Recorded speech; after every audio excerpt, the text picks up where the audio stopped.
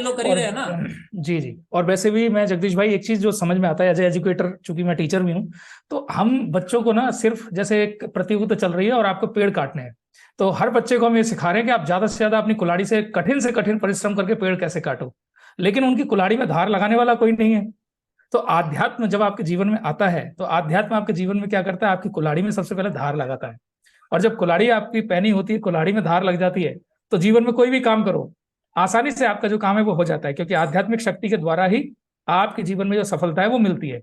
और जैसे कि मैंने एक बार जूम में कहा भी था लास्ट एक मीटिंग में, कि कहते हैं जी पहला सुख जो है वो निरोगी काया। लेकिन निरोगी काया आपकी होगी कैसे जब तक आध्यात्मिक सुख आपके जीवन में आए। हम तो लदे पड़े, कष्टों से ही लदे पड़े, मानसिक इतनी स्मृतियां हैं, ये सारी चीजें। लेकिन परिवार में जब हम पूर्ण प्रक्रिया कंप्लीट कर चुके होते हैं दरबार की, तो हमारे जीवन से सबसे पहले तो क्या होता है, जो वो बाधाएं होती है वो सारी हमारी खत्म हो जाती है। तो आध्यात्मिक सुख हमारे जीवन में आता है, फिर तो कुछ जीवन में बचता ही नहीं है, फिर सारी चीजें तो पीछे पीछे अपने आप ही आती जाती है, क्योंकि हम एक मैग्नेट बन जाते हैं।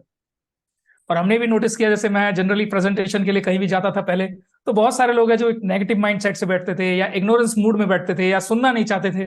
लेकिन अब जहां भी जाते हैं तो सामने वाला एकदम सरेंडर होकर हमारे सामने बैठता है। ऐसा लगता है जैसे हमें बाबा ने तो एक आईएएस बना दिया, और सामने जो सुनने वाला है वो उसकी हैसियत जो है वो चपरासी जैसी भी नहीं है। तो ये जो आध्यात्मिक बल जो हमें मिलता है गुरुदेव से, गुरु माँ से, उसकी वजह से आप सामने वाले को कोई भी अपनी बात बोलते हो तो वो सरेंडर होकर अपनी बात को सुनता है, चाहे आप किसी भी प्रोफेशन के अंदर हैं। तो यही हमारे चीज साथ जो हमारे गुरुदेव जीवन होते हैं, में तरक्की देती है। जी बिल्कुल, गुरुदेव गुरु माँ रहते हैं हमारे साथ में हर समय। क्योंकि वही छवि में रहते हैं। हम तो खाली एक दिखने के हैं, और अंदर कौन बैठा है सामने वाले को पता नहीं होता है, तो सामने वाले घबरा के वही परिचय देते हैं जिनको देना चाहिए। बिल्कुल। और रही आध्यात्मिक, तो आध्यात्मिक तो अब दरबार से जुड़ने के बाद में पता चला आध्यात्मिक है क्या। पहले सुनी क्या, सुनाई हाँ, बातें थी। बिल्कुल। अध्यात्म के नाम पे तो बहुत बड़ा बाउंडर मचा पड़ा पूरा संसार के अंदर। गुरुदेव ने अभी हम्म। ताजा ताजा ही क्या है कि हम मुंह खोलेंगे तो अभी बहुत कुछ हम्म। मचने वाला है। वो हम हम्म। वही बात, जैसे श्री कृष्ण भगवान और नकली और असली, शिव और असली नकली का परिचय हमने जो पदयात्रा में देखा। तो जी। आध्यात्मिक नाम की तो चीजें समझ लो कि आज हम चर्चा कर रहे हैं, हमारे हाथ में आ गया इसलिए कर रहे हैं ना। सुलभ हो गया इसलिए, हम सुलझ गए हम्म। इसलिए। अब औरों को सुलझाने के लिए, मार्गदर्शन के लिए आप प्रस्ताव रखो, देखिए क्या जवाब आता है। पता नहीं बोले हम्म। कहाँ अटक गए बाबा के चक्कर में। तो ये थोड़ी बात आगे समझने में आएगी धीरे धीरे। अभी हम भी समझ ही रहे हैं धीरे धीरे आध्यात्मिक का मतलब क्या, हमारी चीजें छूट रही है धीरे धीरे, हम सरल हो रहे हैं। यात्रा के दौरान मेरा बहुत कुछ बदला है। बहुत कुछ का मतलब है कि मैं दूसरे दिन पद यात्रा में थे, तो मैं पत्नी को बोला, पत्नी में और मेरा बच्चा तीनों साथ थे, और मेरी बच्ची दरबार में थी। दूसरे दिन से मुझे फीलिंग आई कि अंदर कुछ हो गया है, मुझे पता नहीं। हम दोनों पति पत्नी बातें कर रहे हैं, बहुत कुछ बदल गया है, बहुत कुछ दिख रहा है। क्यों, ऊर्जा मिल जाती है ना वहीं से। से ये अपने गुरु भाई हैं, और इन्होंने जो है पद यात्रा की थी। आगे ये बताएंगे भैया इनका क्या अनुभव है और कैसे ये दरबार पहुंचे। इनसे अभी चर्चा दरबार की में इनसे चर्चा होगी। आप बात कीजिए। जरूर, बिल्कुल, स्वागत है आपका हरिहर। हरिहर भैया, हरिहर भैया, जय बाबा की, जय माँ बाबा जय माँ की, बाबा की। गौरी शंकर महादेव की जय। कीजिए। तो घूम रहा हो वही भैया, अनुभव तो आपके भी भैया। आपने कहाँ कहाँ से, काशी से आपने? हाँ, काशी से आपने। हमारा अनुभव तो ये रहा है भैया कि हमने गुड़गांव से जो यात्रा चालू की थी, तो हमने गूगल मैप से ही मतलब स्टार्ट किया था। उस समय काफी कम पदयात्री उस समय आ रहे थे, गुरुदेव मिल भी रहे। तो हमने पद यात्रा स्टार्ट की है हमारी। उस दिन गुड़गांव में दंगे नू में स्टार्ट हो गए थे जी। नू में दंगे स्टार्ट हो गए, और फिर उसके बाद क्या हुआ कि हमें बीच में ऐसे अनुभव हुए हैं कि एक इंटरेस्टिंग अनुभव हम शेयर करना चाहेंगे, तो काफी लंबा हो जाएगा।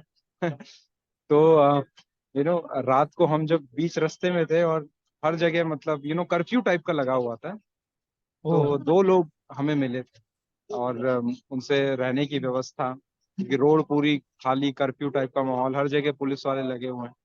तो गुरुदेव जो है हमारे, हमने याद किया, संकल्प प्रार्थना किया, तो सबके सब जो हैं, दो लोग, हम अकेले ही पद यात्रा कर रहे थे, और जो दो व्यक्ति हमें दिखे, उनमें से एक व्यक्ति आके हमें बोलता है कि यहाँ पे आप चले जाइए, धर्मशाला में आ रहे। तब पीछे से एक और आता है, वो बोलते भाई आप सैनी धर्मशाला में ट्राई कीजिए, वहां पे हो जाएगा। और वहां पे जब गए, तो वहां पे 30 से 35 साल पुराना जो एक शिवालय हमको मिला, वो धर्मशाला नहीं, शिवालय था। तो बाबा ने हमको सीधा शिवालय में मतलब पहुंचाया, और वहां पे आप पुलिस जो प्रशासन था, पूरे एसपी की गाड़ी अंदर लगी हुई है, सब कुछ। तो इतना सेफ बाबा सबको रखते हैं, जब आप कुछ भी यात्रा करते हैं, कुछ भी करते हैं, बहुत सेफली वहाँ पे जाते ही सब कुछ व्यवस्था उन्होंने हमारी करी। पूरे बजरंग दल का समाज वहाँ अंदर था, और लाइक 2 दिन तक पूरा सेफली हमको वहाँ पे रखा गया।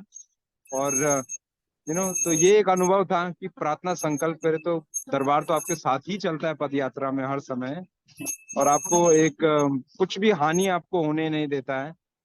और फिर ये है, और ये हमारे अमित भैया हैं, इन्होंने काशी से पदयात्रा करी है, तो ये जय बाबा अनुभव की। शेयर करेंगे। जय माँ बाबा की। हरिहर अमित भैया कैसे हैं? हाँ बस ठीक हूँ। अच्छा, मैं अपना अनुभव शेयर कर रहा हूँ। पहले तो मैं जब दरबार से जुड़ा था तो 9 हवन की प्रक्रिया पूरी की थी, और तो उसमें मेरा कमर का दर्द था, जो कि जिसका मैं दवा काफी दिनों से कर रहा था, पहले हवन में ठीक हो गया।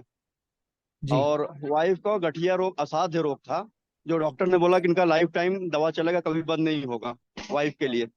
तो 9 हवन का प्रक्रिया पूरा करने के बाद उनका दर्द कम हुआ, लेकिन ठीक नहीं हुआ पूरी तरह। तो फिर मैंने सोचा कि अभी पद यात्रा करना चाहिए मुझे, वनडे का पुण्य अगर मिल जाए तो शायद हो सकता है ठीक हो जाए। इसीलिए फिर मैंने यही सोच के बनारस से कानपुर तक की पद यात्रा की, 360 किलोमीटर की। बहुत फिर सुंदर। वो पद यात्रा जिस दिन मैंने कंप्लीट किया, गुरुदेव से जैसे पुण्य मिला, उसके बाद वाइफ का भी सब रोग खत्म हो गया उसी दिन। घर गया तो वो बताई कि कुछ है नहीं, सूजन उजन सब खत्म हो गई, तो सूजन उजन बचा नहीं था। तो बहुत यही मेरा अनुभव था, बहुत अच्छा अनुभव था। बहुत सुंदर। पदयात्रा का कैसे हाँ, मन में विचार आया? पद यात्रा का वही, एक आंटी थी, बोली कि पद यात्रा करना है, कोई चल नहीं रहा साथ में, आप चलोगे तो अच्छा है। तो मैं बोला जब मैं चल रहा हूँ तो और भी लोगों को ले चलूं। तो मैंने एक ग्रुप बनाया बनारस का। जी। ग्रुप जी। बनाने के बाद उसमें बहुत लोगों को जोड़ा। फिर जोड़ने के बाद सबको पद यात्रा में लगभग 25 लोग को लेके मैं आया, अपने साथ 25 लोग को। बहुत सुंदर, बहुत सुंदर हरिहर। बहुत बढ़िया। 25 लोगों की पूरी ये यात्रा थी, 9 दिन में जो जी। कंप्लीट हुई थी। जी। ठीक है ना भैया? बहुत बढ़िया, अद्भुत। हरियर भैया, 25 लीजिए बात कीजिए, ये लीजिए। 25 लोगों को लेके आप साथ में गए? तो भी हवन का पुण्य मिल गया था। मुझे 2 दिन में जो एहसास होता है, इनके घर पे वो जो दर्द ठीक हो गया। उनका आवाज नहीं आती। हाँ नहीं, वो म्यूट कर देते हैं। हाँ, वो म्यूट हो जाता है। आप ही बहुत बढ़िया, बहुत बढ़िया, अद्भुत। तो आप सबकी मेहरबानी से, माँ बाप की कृपा से हरिद्वार के लाइव दर्शन हो गए, गुरुदेव के लाइव दर्शन हो गए, आरती भी अटेंड कर ली। हाँ, एकदम सही समय पर जो है आया, और मुझे लगा कि जो है अचानक मुझे लगा कि जो है जूम मीटिंग ज्वाइन करके दिखाना चाहिए। जो भी जी। लोग जुड़े होंगे तो कम से कम जो लाइव दर्शन तो करें।